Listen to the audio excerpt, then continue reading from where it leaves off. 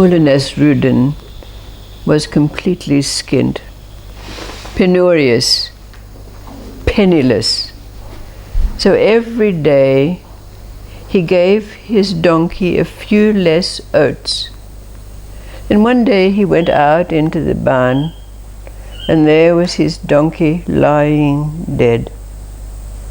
And he said, "Oh, tut, tut, tut, what a great shame. If he'd only lived one more day, I would have had him eating nothing."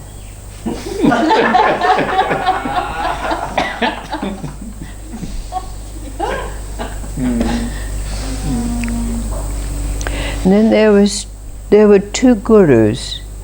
One guru had taken the path of science. He'd been to the great alchemists around the world. He'd taken all the herbs, potions, lotions, mushrooms, and all the other kinds of things that there were to be had, and practiced all the rituals that were to go with the ingesting of all of those things. And the other one had taken the path of the rituals and the austerities and the flagellations and all of that kind of thing. So one day, one of the gurus, they each knew of one another, came to visit the other, and he said, "I've got a lot of followers, but I've got this one avid seeker after enlightenment who's very restless, and I thought you might be able to give me some advice about what I should do about him." The other guru said, "Well, have you tried laying him on a bed of nails?" So after a few days, he came back and he said, "Well, this seeker is still very restless." And the other said, "Well, have you tried having him walk around the altar 1,000 times day and night without ceasing?" And so it went on, and the guru kept coming back and saying, this seeker is still very restless. Got any more advice as to what? Well, there was always advice to give, but none of it worked. And you can imagine what it was, knowing the bent of these types. But then one day the guru came over, and the other one said to him, "Oh, nice to see you again. I suppose you've come over for some more advice, have you?" And he said, "No, it's not necessary because the seeker is dead." "Oh, what happened?" said the other one. He said, "Well, he was kneeling in front of me, and then all of a sudden he keeled over." "Well," said the other, "did you hear what he was saying with his last breath?" And the other said, "Yes. He said, 'When are you going to give me food?'"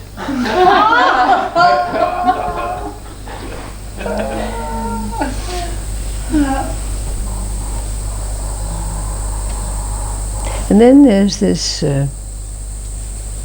Taoist story about Wen Su. And Wen Su heard that his friend was able to glean what illnesses were and what cures there were for those illnesses. So he asked his friend, he said to his friend, testing him out, "I've got this strange illness I wonder if you can help me with." He said, I no longer care what people say about me. I have no judgment of what's good and what's bad. When I'm here, I'm here. When I'm there, and I don't see any difference between the two. I find myself with really nothing to do. I have no desires. "Oh," said his friend. So he put him out in front of the sun, and he looked at him and inspected his body. And he said, "Oh yes, I can see that your 6 channels are open, but there's one that's still closed."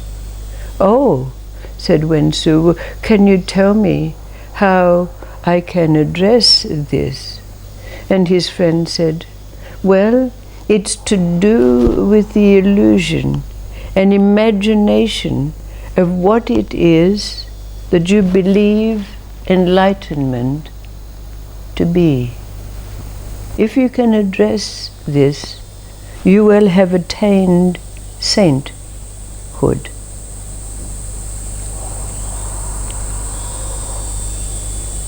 Knowing that these stories and anecdotes are themselves a chemistry, an alchemy.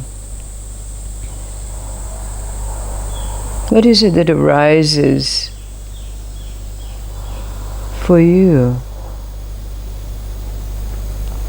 as they mix together?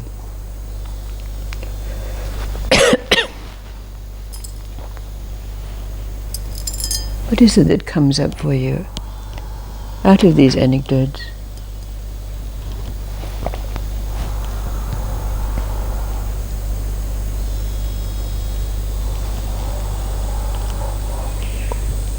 It's almost like all the things around the distraction, and the core thing is where you need to go, and if you don't do the core thing, the rest are a waste of time. A waste of time.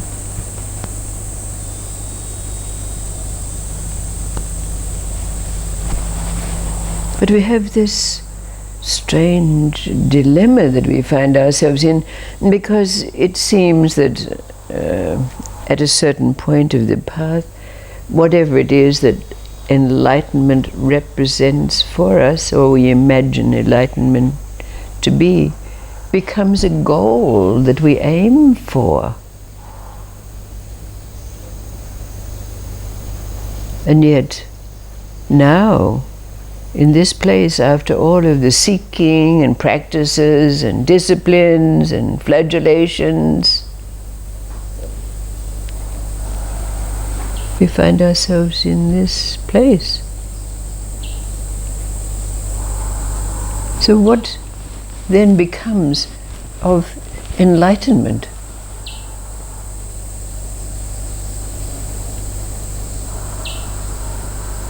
Somewhere you no longer have a clue what it even is. That's right. You know? Is it like the molar and his donkey? Gradually, that which feeds the illusion of what enlightenment is taken away from us. One moment, one day we wake up dead.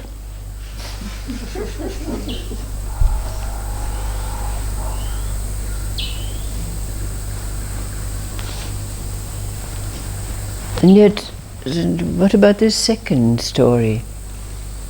Practicing all the flagellations, but no food, so again we're dead. Well, there's something tying in there, isn't there? I've seen that so many times, that flagellation stuff. That people make effort, depending on what you're doing and who you're with, and usually the idea behind that is that you have to make effort to achieve enlightenment. Right. More effort. Right. And there's no recognition that there's another force out there that's going to help me get there. Mm-hmm. And that I have to do it myself. And so I've noticed that when they think like that, and do it like that, it's a form of arrogance and ego, which they don't even know about. Mm. And so when they let go of that, then they can actually just go and try and allow them to be guided. Yes. Are you still holding onto a thread?